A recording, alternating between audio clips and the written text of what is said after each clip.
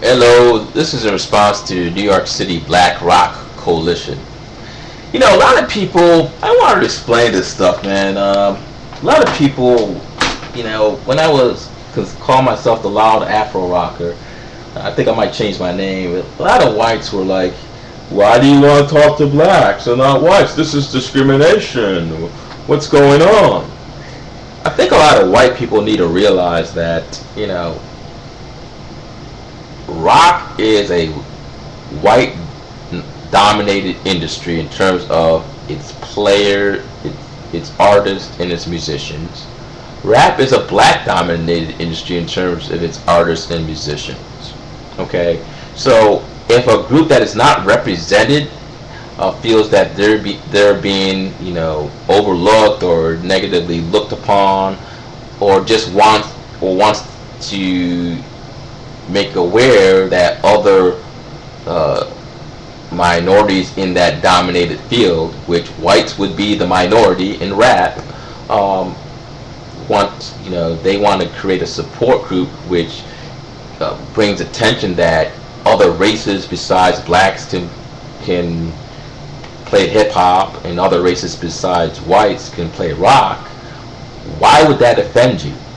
Okay, you have to realize, people are saying, "Oh, you don't need to bring race into it. We're all the same."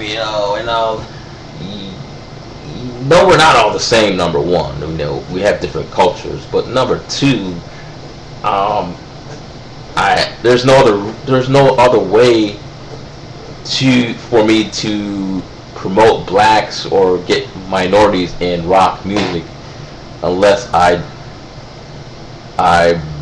bring their awareness that there are no blacks or very few blacks in rock music. Okay, the same thing for hip hop. If the whites wanted to, we know there's Eminem. Eminem was like the one token white, so-called token white. Okay, but in general, it's mostly a music that is dominated in black urban neighborhoods. Okay, you know, the reason for these support groups in racially dominated areas is to bring the attention to others that other races play that genre, or can play that genre. And you can say, well, of course we know that, but everyone knows that. Yes, everyone knows that in theory, but in practice,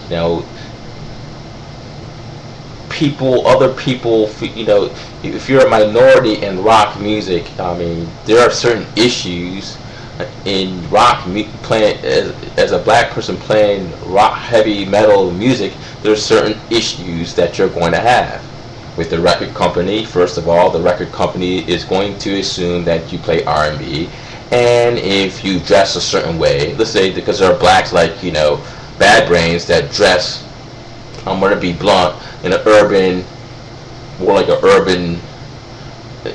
in an urban setting, where they're going to look at someone like Bad Brains and say, well, you should be playing reggae, or you should be playing R&B. You have that image, playing rock music, punk rock music. So like, maybe you'll be more successful doing this. And it's not really, and everyone's blaming, the white, they assume it's white, or predominantly white directors or corporate people for pigeonholing blacks in that area. But let's just face it, in general, many blacks hate rock music, or don't care for it, and a far disproportionate number dislike it. Have a strong detest for it. It doesn't appeal to the masses of black society. Okay, so this record deal, these record companies are like, well, they don't want to take that risk. They want to be safe. Okay, hip hop, we got a better shot with hip hop and R&B. Let's go that route. I'm not saying that's necessarily right, but I can understand their viewpoint. But let's get back to this whole thing about whites, because there's a lot of whites that question, some blacks too, because they don't want to, feel like they're separating themselves from their friends or whatever, because maybe they're predominantly white. But the Black Rock Coalition shouldn't be seen as racist.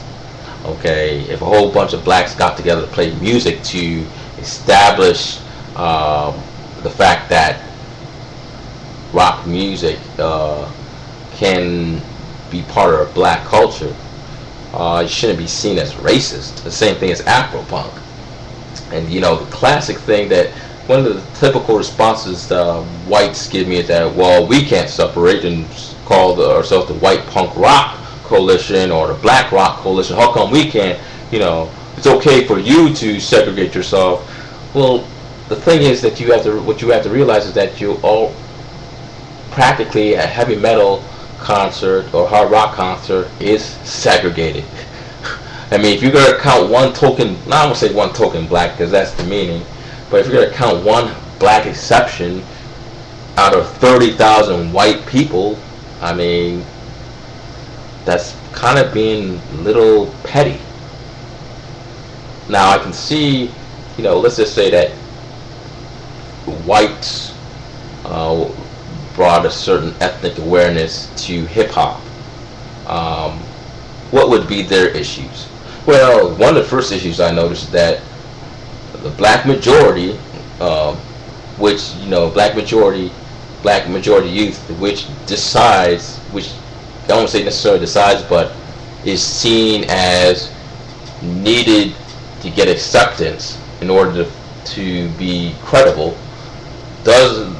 is not thrilled with white people in the suburbs playing hip hop and putting their interpretations in it, or maybe so-called white suburban interpretations. Okay, the whites that they would like to see in hip hop are kind of like Eminem, guys that have grown up around the hood, most likely hanged around black people, a lot of black people, not suburban black people in general, but urban black people. They feel that those type of whites have credibility. So the people in the white suburbs, they're like, no, sorry, you shouldn't play it because you're going to embarrass what we made. And you might get more popular, and then people are going to think that, you created hip hop, and it has something to do with the rock and roll history, which I'll talk about some other time. But I look at that and I don't think that's an excuse. You cannot tell anybody how they can play hip hop, what type of white people can play hip hop, or what type of race and what type of social status can play it. If they want to be, so that would be one concern. White suburbanites are not really accepted in the hip hop community in terms of playing hip hop. What would be another issue? Simply, they have no talent. It's that simple. Maybe that's another issue. The third thing is that they're not seeing that much. Obviously, they're not seeing that much because the population group that dominates in that area is African Americans in the urban neighborhoods. So yes, there is a legitimate cause. Whites have legitimacy in establishing a white support group in hip hop. It's not absurd. It's not silly. It's a fact. Just like blacks have a right to establish racial awareness of blacks in science by forming a support group. Okay. So the Black Rock Coalition, I support the Black Rock Coalition. I support racial support groups in white-dominated areas, and I am more than willing to support white support groups in black-dominated areas. Although I would tell you that there's more white-dominated areas than there are black-dominated areas. Partially because, for a strong reason, because whites make up 80% of the population. I know some of y'all are worried about being a minority in the next 40 years, but you're still the majority. That's just that simple. That's the race reality right there. So, I wanted to make that comment for white nationalists, but that's basically all I have. I hope that brings some understanding of why I support a Black Rock Coalition, and no, I don't feel it's a double standard. And what I said before explains it. Have a nice day.